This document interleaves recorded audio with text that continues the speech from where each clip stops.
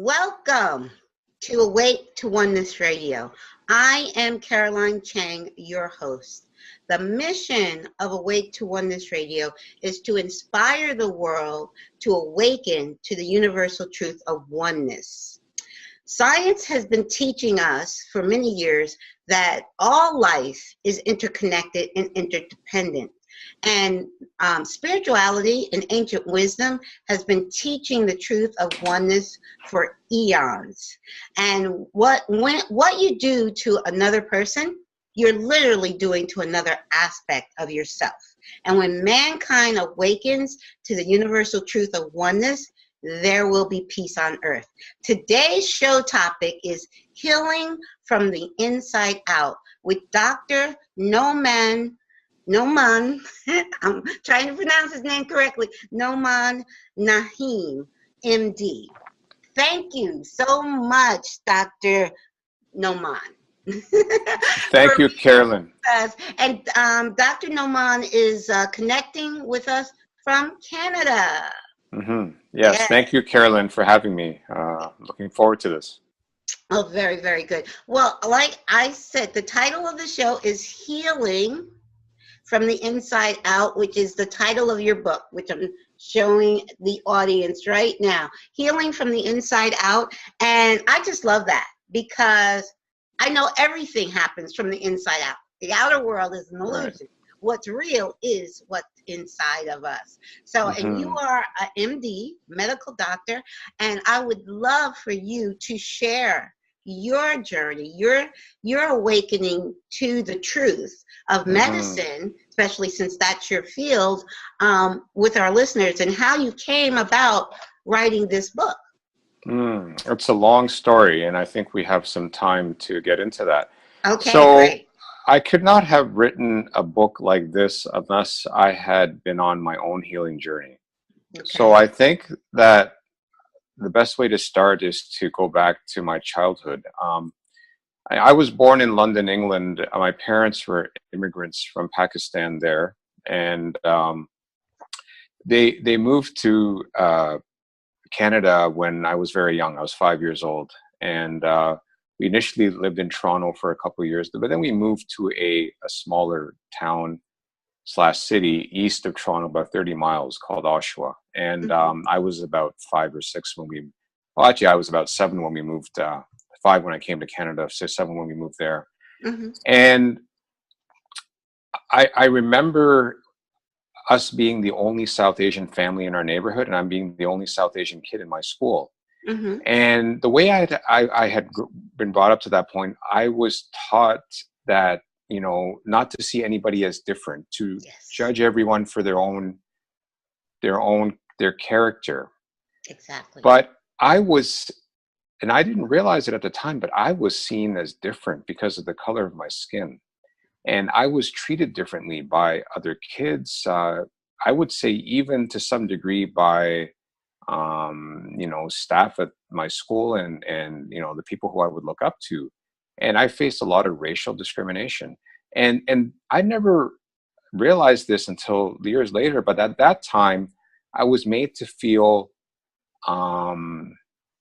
less than I am by people around me, just because of the color of my skin and because I was different and I had a different culture and a different background. I grew up as a Muslim. And, there was bullying, there was also, everything that goes along with that. And that created in me a lack of self-worth. And that lack of self-worth led to negative thinking. And I would say my illness was negative thinking, something that I have suffered with for a long time. And the way I dealt with it, and the other thing about that was hockey is a big thing in Canada, and everybody played ice hockey, and I didn't, right? Because my parents didn't know anything about the culture or anything. So, I mean, I was also kind of an outcast because of that reason. Right. And so the way I dealt with that was I decided that, you know what, I am very good at learning and studying and excelling intellectually. So I dived into my studies, and I started excelling academically. And I did that from a very young age, went into later in my years. And, diving into my books and learning actually really stimulated a keen intellectual curiosity, because when I started doing that, I started becoming interested in things that not just things I was learning in school, but I started reading voraciously and learning as much as I can. And I became interested in human behavior and human potential. Mm-hmm. And I believe my interest in human potential came as a way to deal with my own negative thinking. I remember in adolescence reading my first book in that area, which was by someone who I didn't know at the time, but Mm-hmm. we all know now, Tony Robbins. And the Oh, yeah. first book I read of his was Unlimited Power. Wow. Mm-hmm. When I read that book, it just blew me away. And Wow. it really enlightened me as to our true potential, and how people are living below their potential. Then I started getting into Wayne Dyer and Right. Deepak Chopra, and later on other luminous authors. Well, And I don't want to cut you off, but I do want to share something with you. yes, I think I mentioned to you at the, before we started this recording the show, that this is my 101 show. yes. Mm-hmm. And honestly, I have to tell you, especially when a guest shares about their childhood, there is always something with every guest that I identify with. Mm-hmm. Now, you spoke about being the only person of color in your Mm-hmm. school. So was I. Okay. My parents sent me away, me and my brother, they sent us away to go to middle school and to high school. Mm-hmm. And in the town that my aunt, they sent me away to live with my aunt who lived in Oakland, New Jersey. Most people have never even heard of Oakland, New Jersey. You say Oakland, they think of Oakland, California. Yeah. There is an Oakland, New Jersey. And there, my aunt was the only family of color in the whole town. Right. It was my brother, my cousin, and myself. We were the only children of color in the school. Okay. And so when you said that, I was like, wow. And it's like, but that all comes down to the oneness, how we all have so many, if people start just sharing their stories, they'll be amazed on how many things that they have in common. But yes, so I just wanted to share that. So I experienced that too, being the only person of color. Yeah. So exactly what I went through. And speaking of story, I mean, there's so much power in stories. That's why I love sharing my story. So I became interested in the human potential, and I started reading all these books. I dived into them. And then sometime, I guess, maybe late in high school or early in my 20s, I decided, this is the kind of stuff I want to do. I want to do what all these, Wayne Dyer, Deepak Chopra, all these people are doing. But what now is known as coaching, right? It's become a very, like, a booming career. It wasn't a well-defined path at that time in the late 80s, early 90s. So I didn't have a defined path to do what they do. So I got interested in medicine. Mm-hmm. And the reason is because it combined a lot of things that really attracted me, which included learning a large amount of knowledge in a short amount of time, service to humanity, and being able to work almost anywhere in the world. And because one of my goals was to travel. So I applied to medical school. I didn't get in Canada. I had to leave the country to go to medical school. I did that in the Dominican Republic, got my medical degree. And I trained in the US in terms of my specialty, which was pulmonary and critical care. And then I went into practice. And, it was around that time when I started practicing, when I had started medical school and practicing, I got so busy that I had left all of that other reading I was doing on, human behavior, human potential, the transformation, the metaphysics. Right. But then when I got into practice, I started to notice trends. And the trends I noticed is that the majority of patients do not get well. They remain trapped in the paradigm of chronic disease. And, the thing that really bothered me is that nowhere in my medical school training or in my higher residency and fellowship training did anybody ever question that? Mm-hmm. Nobody ever questioned why people don't ever get better. It was just, well, this is the way it is. And we just basically treat their symptoms and, through medications and surgery. So it was after a few years in practice, my interest got rekindled in, let me step back. I started thinking deeply about, well, why are people not getting better? Why are people not healing? And then I started to remember my interest earlier in my life, reading about transformation and metaphysics and consciousness. And I dived even deeper into that body of work. And there were other authors that I read, people like Eckhart Tolle and Mike Eckhart Tolle and Michael Neal and Michael Bernard Beckwith, and all sorts of different authors. Yes. And then I had always been interested in writing a book because as someone who was an avid reader, I was fascinated by the medium of a book with the ability, the potential to reach large numbers of people, thousands, maybe even millions. Mm-hmm. So I started to uncover the reasons why people don't heal. And those reasons were that medical school and our training only addresses the most superficial level of who we are, which is the physical. Mm-hmm.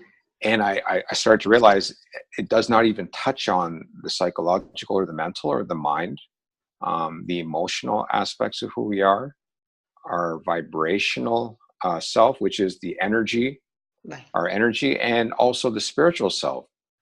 So it was at that point I decided, I need to put this all down in writing. And that's when I started writing this book, which was approximately, I would say, 3.5 years ago. I had the idea had been conceived many years before that, but I didn't start writing it till then. Mm-hmm. And I went on this path of writing this book, not even knowing if I would complete it, not even knowing if it would get published. So I completed it. I would say, how long has it been? Probably about maybe almost 2 years ago, maybe a little less than that. And then I found a publisher late in 2017, and the book's been out since September. And that's my journey in a nutshell. And I feel that even though there's a lot there in terms of story, I feel like my journey is just beginning, and the book is just the beginning. I was seeing the book as an endpoint, but now I'm seeing it's just the beginning. And there's a lot of work that needs to be done. Right. So yeah, I'm happy to take it wherever, in any direction you'd like to, Carolyn. It's a beginning of a new chapter in your life. So, finishing the book was the end. Was also the end of a chapter. It was the end of a chapter, but the beginning at the same time, just like graduation. Right. Graduations are beginnings and endings and beginnings at the same time. And so please, let's dive into some of the pearls of wisdom in your book. Excellent. Okay, so yes, you share. Give us some. I mean, I know. Actually, I'm not a medical doctor at all. No, okay. And I'm completely holistic. So I hope that doesn't offend you, because I am too. I am too. I mean, medicine. There's no way that I could have written a book like this without coming from a holistic perspective. Okay. Right. Now let me talk a bit about that. When people think of holistic health or holistic medicine, they usually think of naturopathic medicine. So they think of a nutritional approach that emphasizes nutrition,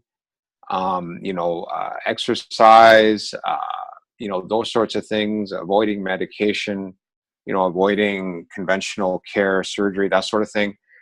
But when I talk about holistic care, I'm coming from a completely different different place. And let me explain that. Okay. I'm not saying that people don't need to be on medications, they don't need procedures, they don't need surgeries. But what I'm saying is that conventional medicine only addresses the most superficial level of who we are, and that is the physical. Mm-hmm. Medical school doesn't even scratch the surface of who we are. Now, some people may argue, well, there's psychiatry, but psychiatry is predominantly pharmaceutical. I mean, there's very little counseling and psychotherapy, most of that is done by psychologists, not psychiatrists. So it doesn't address the depth of who we are. So when I talk about holistic care, when I talk about healing, What I'm talking about is cultivating and integrating all the levels of who we are: physical, the mental, which is the mind, the emotional, the vibrational, and the spiritual, and cultivating those at the highest level, integrating them to create the optimal environment for your illness or chronic condition to be treated most effectively, with a possible elimination of the symptoms and a possible resolution of the condition. And I make a distinction between healing and cure. Cure is a defined endpoint at the level of the physical, but healing is what I just already mentioned. Creating that optimal environment to address the condition.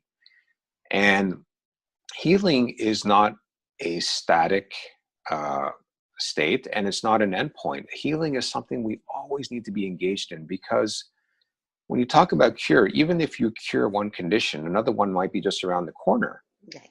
Right. And healing is a process, and it is an integral part of our journey in life. And this is what I have written about in my book, about that journey of healing. And if I were to summarize it in a phrase, I would say the journey of healing is the journey of awakening to who we truly are in our greatness or magnificence, our true essence, the way we were born into this world. That essence that is taken away from us as we progress through experiences in our life, as our attention is drawn outside of ourselves to the outside world, how we are, we are led here and there, but there is very little knowledge or teaching about the inner world, about the life within. Yeah. Now, there's been a trend in recent years towards promoting mindfulness and meditation. And so I see some positive things in society. There has been a trend, but it's still the exception and not the norm. Right. And I see that as a positive trend, but there's a lot more that needs to be done. And it's about more than just mindfulness and meditation, because you could, meditate for 5, 10, 15 minutes, 30 minutes, whatever, in the morning or in the evening. But how are you approaching the rest of your day? Is that mindfulness or meditation permeating the rest of your daily existence? Is it truly there? And for most, I'm just going to say one thing and I'll let you speak, but for most people, it's not, because I see that amongst people who do that. And I think that a more holistic approach to that, which is the healing, can get us there. But anyways, I'll let you speak. You had something you wanted to share. All I was going to say, as a layperson, I'm not medical at all. As a matter of fact, both my parents were in medicine. My dad was a dentist. And my mom was a supervisor of a hospital lab. And they both wanted me to go into medicine. And I'm like, medicine not for you. Never resonated with me. So I was like, nah, I didn't like walking into the hospital. I didn't like the smell of a hospital. Never resonated with me. So as a layperson that is not connected to the medical world at all, I agree with you 1,000%. And when I think of holistic, I think of whole, the whole being. Right. Our body is just a part of who we are. We have a body, but we're mind, we're spirit, we're body, we're all of this. And to be healed and healthy, and it's an ongoing process, and to be healthy, all three of those, mind, body, and soul, have to be healthy. And with meditation is great. But like you said, some people do 15 minutes in the morning, 15 at night, but what's the rest of their day like? Exactly. For me, meditation is I do take time to do, and I love it in nature, at the lake. Yes. But I do take time to do some meditation morning and night. But for me, meditation is moment, in every now moment. And you mentioned Eckhart Tolle, which for me, the power of presence. Being present, taking a deep breath and being present is a meditation. So it's a living meditation. It is. Yes. It is a living meditation. And then the way I address that in my book is I talk about the flow. I talk about that later on in my book, about getting into the flow, being in the flow. And I believe I'm talking about the same thing Eckhart Tolle's talking about when he's talking about presence, about being present, being fully aware. And I approach it differently than he does, but I think we are both pointing in the same direction and getting to the same place. Exactly. When we think about getting in the flow, I mean, what popular culture knows that as is getting in the zone. It's usually attributed to star athletes, right? Star athletes who perform at their highest, and they perform amazing things. And I think that the American society, well, society's fascination in general with professional sports, I think it has to do with that, seeing that in action, person getting into the zone, because there's such a lack of it in our lives. I mean, most people don't live that way, but imagine if we could. And I believe we can. Yes. And I'm not saying that, and that's part of the journey of healing. Now, the other thing I say in my book is that this journey is not for the faint of heart. And I make no qualms about it. It's not an easy path, but I feel that it is the path that we all need to be on in order to achieve our highest potential, to awaken to our true nature, to heal physically, mentally, emotionally, and spiritually, and live our lives to the fullest. I mean, there's that famous phrase, we want to live your life to the fullest. But most people, when they hear that, they see it as, well, I need to rack up more experiences, or I need to accumulate more things, or I need to accumulate more money. And I'm not saying there's anything wrong with those things, experiences and material things, but that's not what living life to the fullest is about. It's about living as a whole being, an integrated being, and truly being in the moment, in the flow.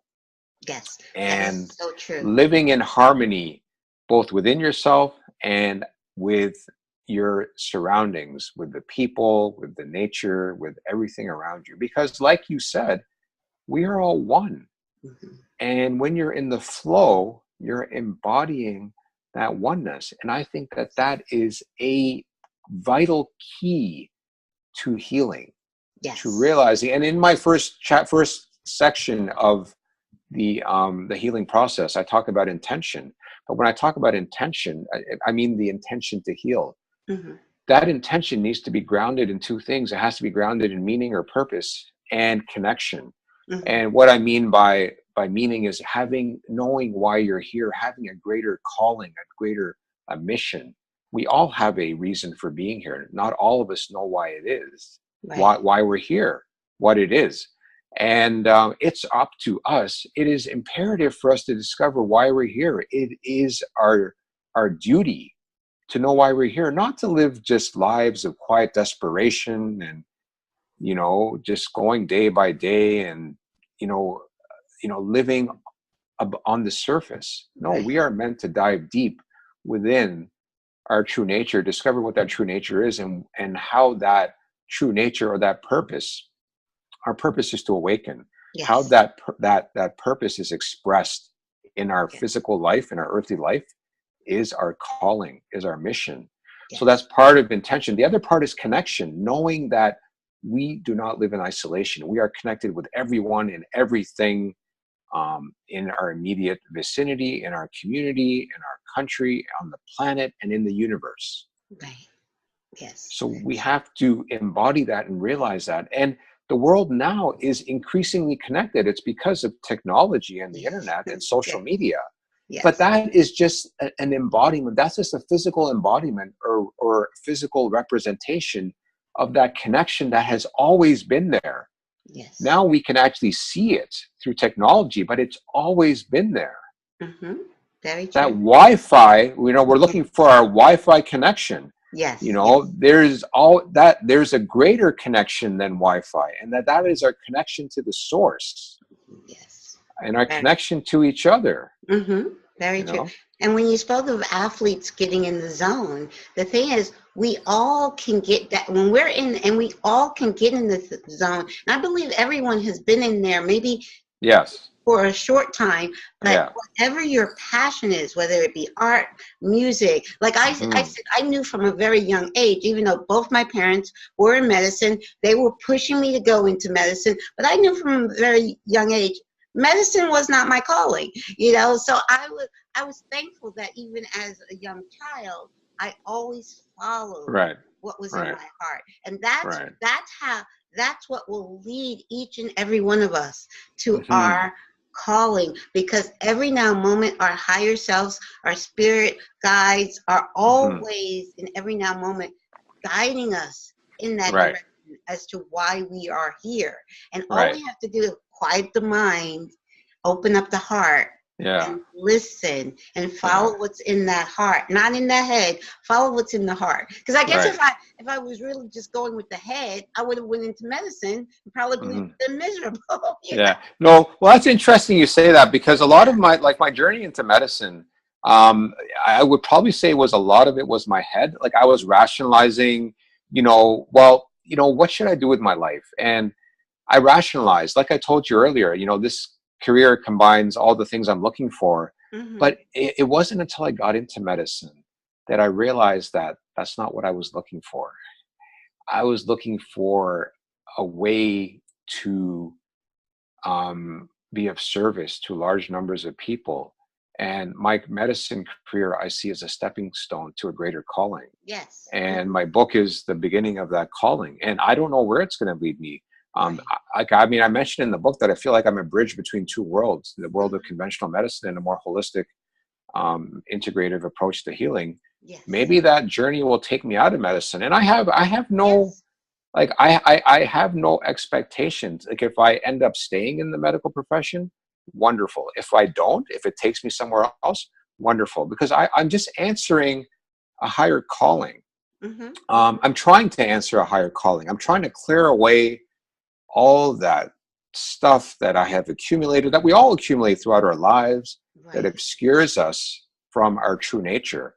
And I'm Mm-hmm. still on that journey. I mean, we're all on that journey, and I'm trying to clear that away and to kind of get to that essence of who I am, and Yes. to see what my greater calling truly is. Mm-hmm. Could Mm-hmm. it be speaking? Could it be coaching? Could it be teaching? Could it be teaching physicians? Could it be bridging conventional medicine with a higher way of approaching healing? I have no idea. Mm-hmm. But you see, I have no expectations for my path to take a certain direction. I just follow my path, and Right. it unfolds over time.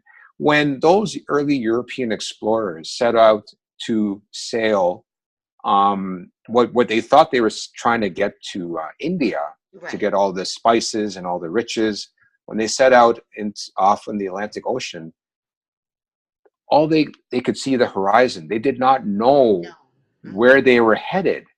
And when they landed in North America, they may have thought that they landed in India, but they had no idea what to expect. They had no idea where they were going. And I see the journey of life. I see that as a metaphor for the journey of life.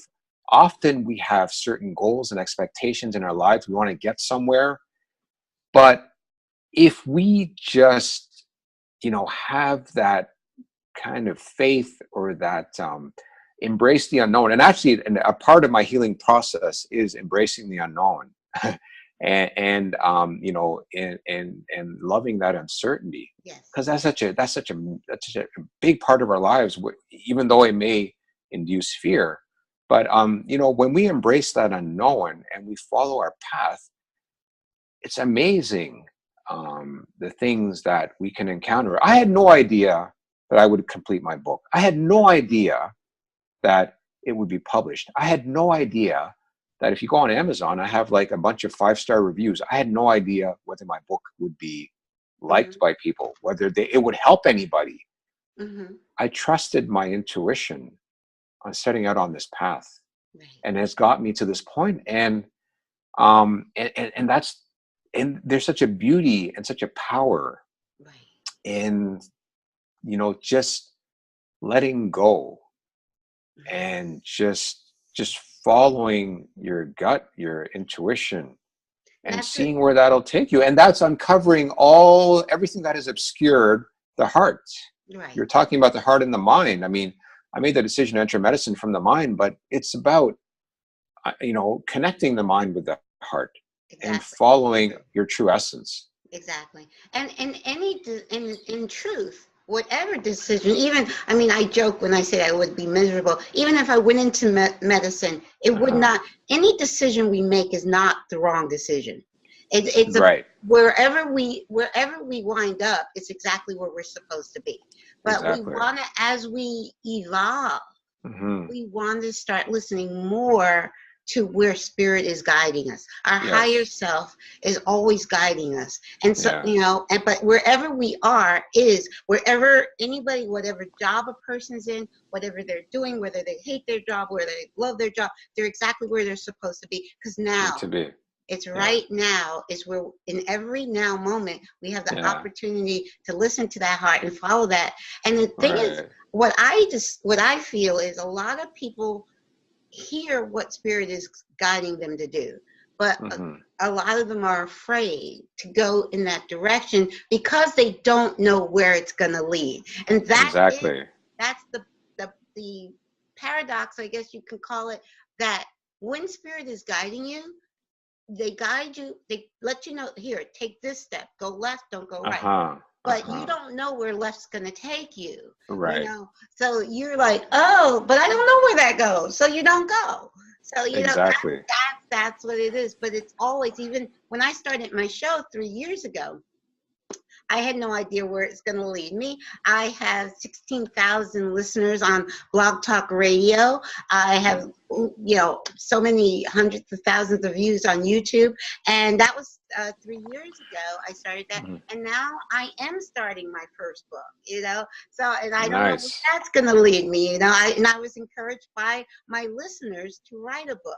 So, you don't know where it's going to lead. Like you say, you just follow what's in your heart and trust. It's a matter of knowing we all know we're hearing spirit's guidance. And when we follow it, we have to trust, okay, spirit's leading me this way. So I say to spirit all the time, okay, I don't know where this is taking me, but I'm going to be obedient and go this way, Right. Yeah. And the thing is that, if we look at our lives, like a lot of people want that certainty in their lives, like they want to know that everything's going to be okay, and nothing is going to go wrong, and we're not. But the thing is that that's not the journey of life, because the thing is that it doesn't matter who you are. You could be the wealthiest person on the planet. You could have everything that you ever wanted, but you're going to face challenges. And I believe that we are meant to face challenges in order to help us grow and evolve into conscious beings that we were always meant to be. And the other thing is that when we stay in our comfort zone, we're essentially withering away. We're dying. We need to step out of our comfort zone. And it's only when we're out of our comfort zone that we truly we grow, and we have the potential to soar and reach new heights. And anybody who has accomplished anything of any importance, either on a grand scale or even in their personal life, did not do it in their comfort zone. I mean, it certainly wasn't comfortable for me to write my book and to chase after, a number of publishers before I got published, and to have all these rejections. It's not easy for me to be on a show like this. Well, no, I wouldn't say that. It is easy for me now, but in the beginning, I've done a lot of podcasts. It wasn't easy to bare my soul and to show who I truly am. But I feel that's what I'm doing now, and I have nothing to hide. I have nothing to fear. Yes. I mean, I am, on purpose. Yes. And, a lot of people, maybe people within the healthcare profession or other physicians or healthcare professionals may not agree with what I say, or they may not see what I am trying to convey. But I think it's just because they haven't woken up yet. They have a lot of introspection that they have to do. Because, getting back to the healthcare and healing, the healthcare system is failing. You don't have to be a professional to see that. It's failing not in Canada, and especially in the United States. And I know that because I've worked in the US Yes. I trained for 6 years, and I worked in the US for 6 years before I came to Canada. Mm-hmm. It is failing. Mm-hmm. And we need to ask the deeper questions. Like I'm just kind of disheartened that nobody's asking why. Mm-hmm. Because I believe, and this is something I learned from Tony Robbins, that the quality of your life is determined by the quality of the questions you ask. Mm-hmm. Ask better questions, and you will create a better life. Yes. And to that effect, there's a whole chapter in my book where I summarize close to 100 questions that I think everybody needs to ask themselves. Mm-hmm. And if everybody were to ask themselves even a fraction of those questions and truly journal on them, dive deep into them, their life would transform. Mm-hmm. Even just doing a fraction of those. Yeah. And that's what I think the healthcare system needs to do. We need to question. We're going along with the way things are, but we're not questioning. Status quo. Yeah, status quo. We need to question, well, why are people not getting better? Why is chronic disease on the rise? Why is there more hypertension and diabetes and heart disease and cancer and autoimmune disease and all these things? Why is there more depression and anxiety? And why is there more fear? Why is there more disconnection amongst people? Why is there more separation? Why? We need to ask. Yes. Because that is not the way we are meant to live. Exactly. It's meant to be the exception, not the norm, and it is becoming the norm. Mm-hmm. And I'm here to take a stand and to help people awaken to the truth of who they are, their true nature. Yes, the truth of who they are. Yes, and to get on that path to healing, that path of awakening. Yes. And that's truly why I'm here. Mm-hmm. Yeah, and that is my calling. We're both here for the same reason. Only I'm doing it with the podcast, and you're doing it through your book in medicine, which is an amazing thing. Now, you mentioned challenges. The challenge we all in life go through challenges. Yeah. Now, I'm going to take that a little bit deeper. Sure. From my belief, from my perspective, our challenges we planned before we came into this incarnation. Yeah, I agree with you. We planned them for that reason, to help us awaken. Yes. So every challenge is truly a blessing in disguise. Yes. This is what you're alluding to is a kind of a very deep concept. And I don't know what the word for it is, but the thing is that, our higher self likely knows before we at a mental or a psychological level know about our lives, because our higher self is that aspect of ourselves which is our true nature, our essence, and one with the source. Yes. And the thing is, we are not always in touch with our higher self. If you look around society, it's not hard to see that the majority of people are not in tune with that true nature of who they are, the higher self, which is why, when challenges come up, obstacles come up, it derails them. It creates these negative feelings, these negative emotions. It creates anxiety. It stops them in their tracks, all these things. But if we lived from our higher self, our true nature, we would see those obstacles and challenges as the blessings that they truly are. Yes. And it's hard to see that when you're living those obstacles and challenges from the level of your mind. The mind is a tool that is given us to use. It's not who we are. Exactly. And our mind can be our greatest enemy. And I know that firsthand because I suffered with that negative thinking that I started this conversation talking about. Right. Because of my lack of understanding of who I am, and because of the experiences I had early in my childhood. I had that negative thinking. Right. And I'm going to be honest, I still struggle with it to this day. My wife will be the first one to tell me that and point it out. It's a work in progress. I mean, I'm on that journey, and it's I'm a not. work in progress in every now moment. The wonderful thing is, in every now moment, we have the opportunity to say, okay, I'm going back. I'm slipping back to that old Right. Let me slap myself, wake up, okay? Because being awake is not you're awake 1 second and okay, like you said, you're not healed 1 second and okay, never have to worry about it. No. Moment to moment, not even a day to day. It's Yes. a moment to moment process of remembering to wake up and stay awake. And it can easily fall back asleep for a minute and you're like, okay, let me wake up again. Yes. So yes. And then that's what I think Eckhart Tolle is talking about when he talks about being in the moment, being aware, being present, because he's not just talking about, well, it's not about being in the present in terms of time. That's an aspect of it. But it's about when you're in the moment, you are living your life vertically instead of horizontally, which means that you are in the moment is when you can touch the depths of who we are. It's not by lamenting over the past or worrying about the future, because every moment that has happened or will happen is happening now. Yes. It's happening now. And time is just an illusion. Einstein proved that through the theory of relativity.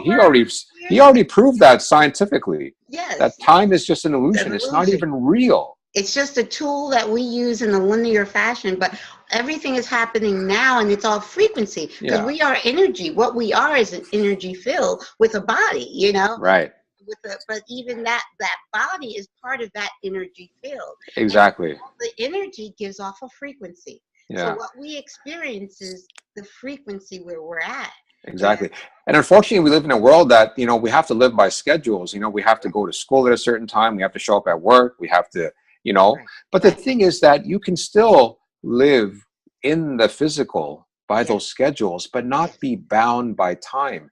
And that you can transcend time by living in the moment. And you can actually, you know, there's some people like Gay Hendricks who his book in The Big Leap, he talks about expanding time. Oh, yeah. He talks about expanding time, and that is through the moment. And it's beyond the scope of our conversation to get into that. And I'm not an expert in that. But I mean, if anyone's interested, I mean, I would recommend reading that book. But you can even expand time. Yes.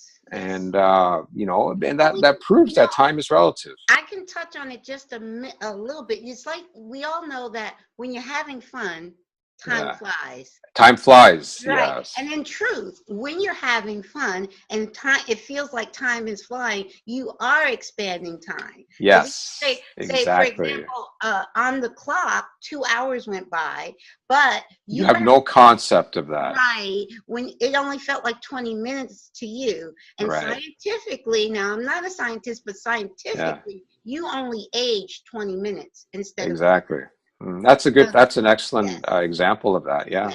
Yes. Yeah.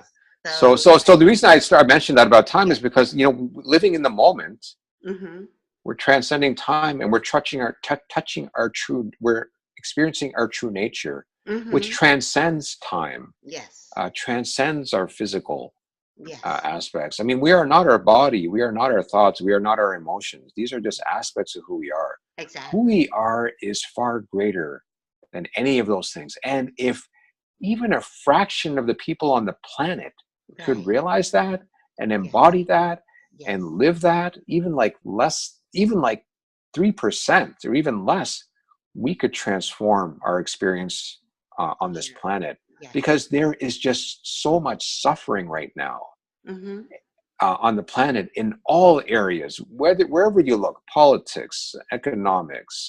We already talked about healthcare, relationships. You know, there's all sorts of global regional conflicts.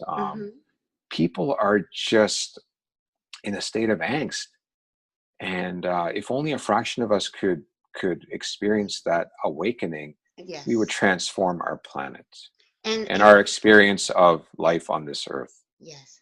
And who we are, and I always like to say from my perspective, because all perspectives are valid. But from my perspective, who we are divine aspects of God. We are not separate from God.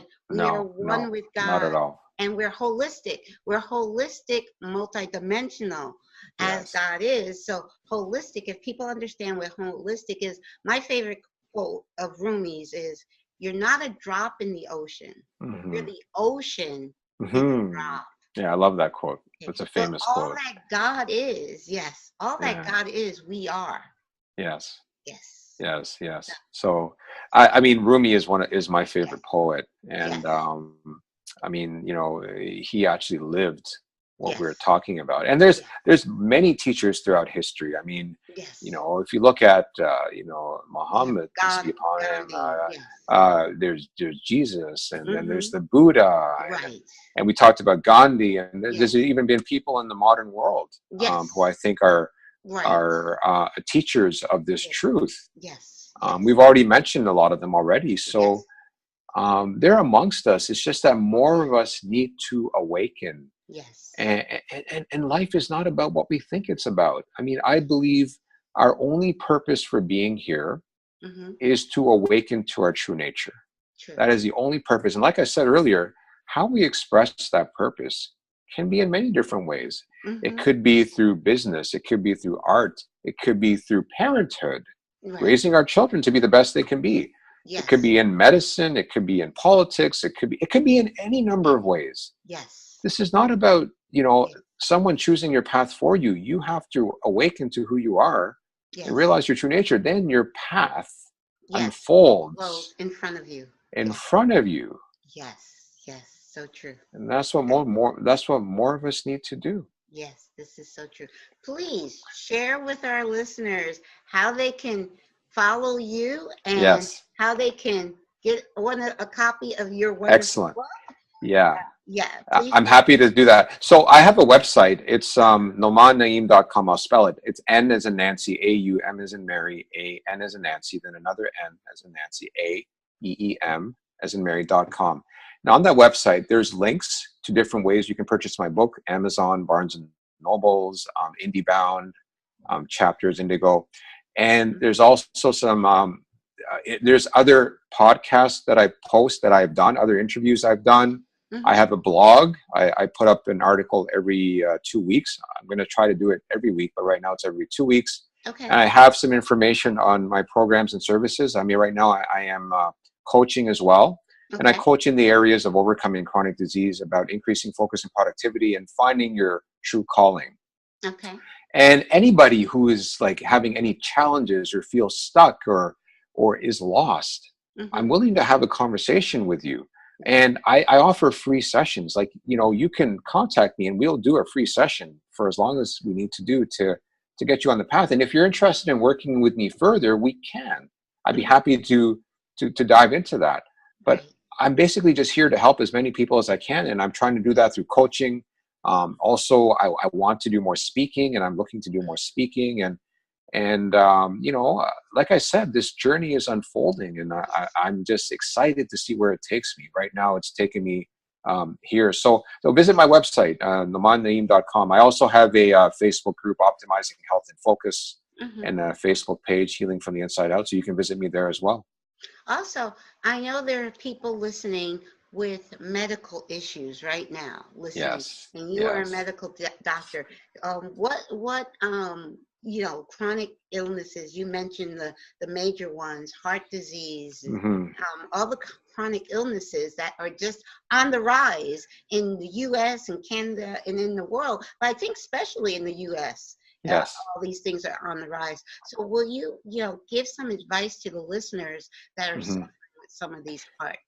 So this is what I would say. I would say start where you are. I would not advise you to make any dramatic changes, like stopping your medications or stop seeing your physician. Not at all. What I obviously encourage you to get my book and read my book. Now, there's a lot of other people out there who have written similar books. Deepak Chopra is the one that comes to mind. Mm-hmm. I have a different approach than he does, and I believe my book is very comprehensive. So where I encourage people to start is with intention. You need to have the intention to heal. Yes. And that's the first step in my healing process. In order to have that intention, you can't have the intention to heal unless you have two things, which I've already mentioned. That is a higher meaning or a calling for your life, and that connection to other people, to nature, to the universe. Mm-hmm. And I encourage you to explore why you have not set out on the healing path, why you have not set that intention. Because I've met a lot of patients who do not have the intention to heal, and I believe because those two key ingredients are missing.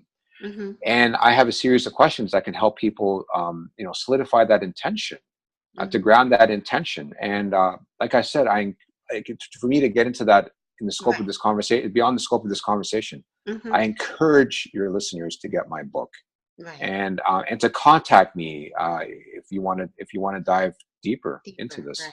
Right. Do you find that many patients with chronic illness, do you find that many of them have just kind of given up, just don't think that it's possible? Yes, to heal? yes, and that is sad. I do see that because they haven't been shown. They know no other way of being. They haven't been shown a path. They haven't been introduced to the concepts such as what is in my book or similar concepts. Right. So even if my book is even able to create, or even this conversation that we've had for about an hour, even if it's able to create a little opening, yes, maybe let a little light in, open a little crack where a little light gets in. Yes. Even that little light can give you the incentive and the courage to break that crack wide open and let the light flood in. Yes. And let your light shine out. So even if it's created that little glimpse of something that you did not know prior to hearing this, that's a starting point. Just start wherever you are. Just start there and explore. Read my book. Contact me. Mm-hmm. I'm happy to have conversations with anyone who's interested. I'm happy to work with people on a deeper level, on a longer term. Yes. Yes. As a coach. So that's what I encourage your listeners to do. Very good.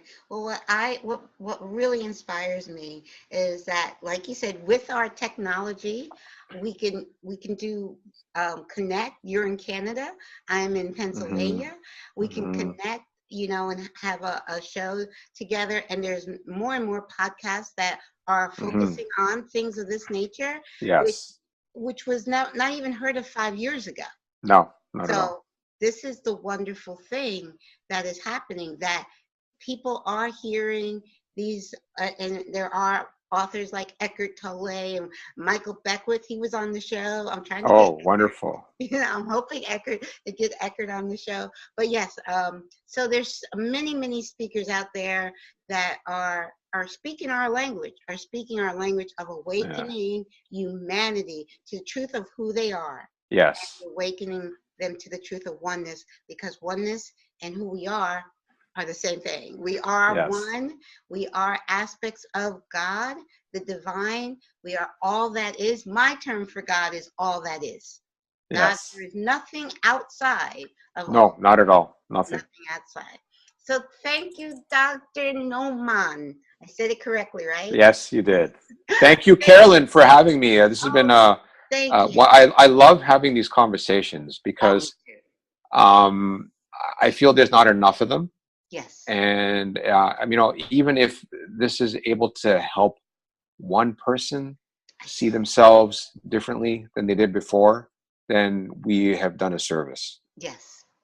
Yes, I say that all the time. I've been doing this show now for 3 years. I said if I could just help one person to awaken to who they are and start living their life fully, which is how it is intended to be, I've done what I've needed to do. So this is, thank you so much. Thank you. Airing tomorrow night. For those who are watching, it'll be airing what is tomorrow? The 23rd, February the 23rd, 7 p.m. Eastern. Okay. Thank you so much. Thank you. All Thank right. you, Carolyn.